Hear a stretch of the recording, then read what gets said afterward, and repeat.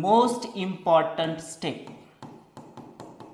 आता तुम्ही म्हणसाल सर असं कसं काय, सगळ्या स्टेप तर इम्पॉर्टंट आहेत, पण ही स्टेप इम्पॉर्टंट कसं काय, तर खूपच महत्त्वाची ही स्टेप आहे मित्रांनो. चेक करा.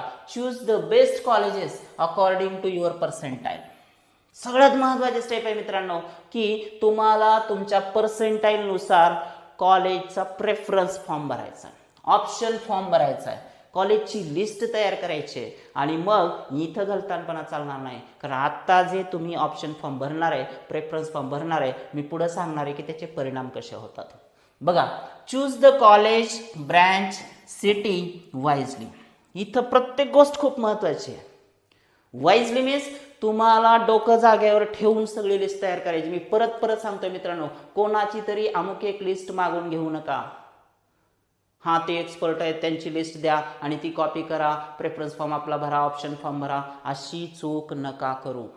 वाटल्यास तुम्ही काउन्सिलर लावा. तुम्हाला जर त्याची माहिती नसेल तर तुम्ही काउन्सिलरला थोडीफार फीस द्या, पण ते तुम्हाला बेटर गायडन्स करतील मित्रांनो. मी म्हणत नाही, मी तर ह्या काउन्सिलिंग प्रोसेसमध्ये बिलकुल नाही आहे, मी फक्त तुम्हाला इन्फॉर्मेशन देतोय. परंतु तुम्हाला जर स्वतःला काही कन्फ्युजन असेल तुमच्या कॉलेज लिस्टच्या बाबतीत, तर तुम्ही कोणाची तरी हेल्प घेतली पाहिजे. ज्या व्यक्तीला तुमच्या पर्सेंटाईलनुसार तुम्हाला चांगल्यात चांगलं कॉलेज मिळवून द्यायची क्षमता ज्यांच्याकडे आहे किंवा ज्यांचे त्याच्यामध्ये अनुभव आहे, अशा व्यक्तींचं तुम्ही गायडन्स घेतलं पाहिजे. ब्लाइंडली कोणावरही विश्वास ठेवून लिस्ट भरू नका मित्रांनो, कारण तुम्ही पहिल्या 10 कॉलेजमध्ये साधारणतः 50 ते 100 कॉलेजची लिस्ट बनवणार, पण तुमचं कॉलेज पहिले 10 मधलंच मिळणार आहे ना.